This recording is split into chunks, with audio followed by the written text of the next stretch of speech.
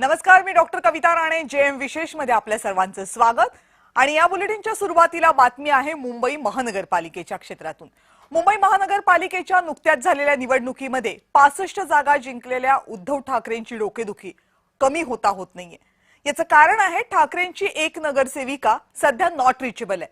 शिवसेना भवनमध्ये आज ठाकरेंच्या सगळ्या नगरसेवकांची एक बैठक झाली. त्या बैठकीला या नगरसेविका हजरच नव्हत्या. मग कोकण भवनमध्ये गट स्थापन करण्यासाठी सगळे विजयी उमेदवार गेले होते, तिथेही या नगरसेविका पोहोचल्या नाहीत. डॉक्टर म्हस्के या शिंदेंच्या शिवसेनेमध्ये जाणार आहेत असं कळतंय. आता कुणाला वाटेल की एक नगरसेविका फुटल्यानं फरक काय पडतो, कारण तसंही ठाकरेंकडे बहुमत नाहीये. मग 65चा आकडा 64 वर गेला तर बिघडलं काय, प्रश्न पडणं साहजिक आहे. पण एकंदरीत राजकीय मेसेजिंगचा विचार केला तर फरक बराच पडतो. ठाकरेंचे विजयी नगरसेवक सुद्धा त्यांच्यासोबत राहायला तयार नाहीत. इतका असंतोष ठाकरे गटामध्ये पसरलाय का असा सवाल उपस्थित होतो. हे फक्त मुंबईमध्ये घडलंय का, तर नाही. आधी कल्याण डोंबिवलीमधले 4 नगरसेवक फुटले, आता मुंबईमधले फुटू लागले.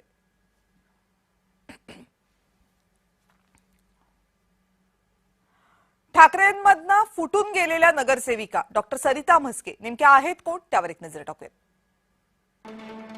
मुंबईमधल्या पवई चांदिवली परिसरामधील नगरसेविका आहेत सरिता म्हस्के.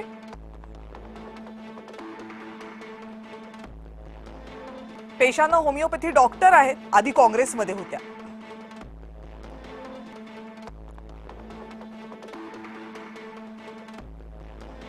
दोन 2017च्या महानगरपालिका निवडणुकीमध्ये त्यांना काँग्रेसनं तिकीटही दिलं होतं, पण तिथे त्या पराभूत झाल्या होत्या.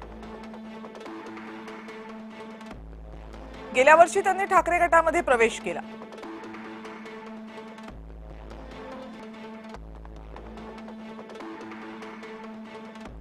यावर्षीच्या निवडणुकीमध्ये भाजपच्या आशा तायडे यांचा 1803 मतांनी पराभव करून त्या मुंबई महानगरपालिकेमध्ये निवडून गेल्या.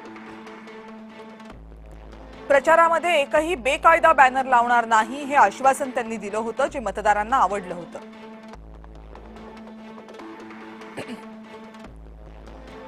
आणि सरिता म्हस्के यांनी ठाकरे गट सोडण्यावरून भाजपचे नेते प्रवीण दरेकर यांनी उद्धव ठाकरेंवर टीका केली.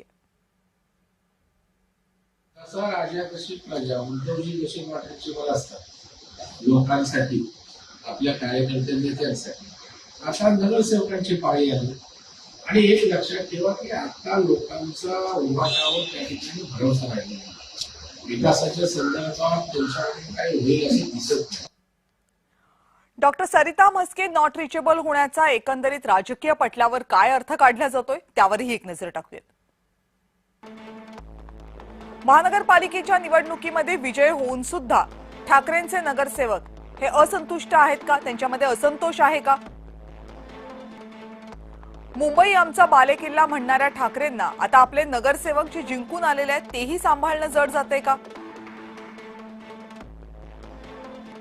आमचे नगरसेवक कुठेच जाणार नाहीत हा अति आत्मविश्वास भोवलाय का?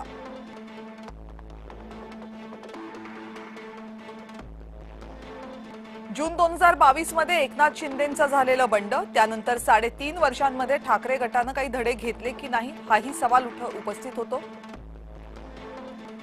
अनिल परब, अनिल देसाई, सचिन अहिर, सुनील राऊत हे मुंबईतले नेते या बाबतीत गाफील होते का हाही सवाल आहे.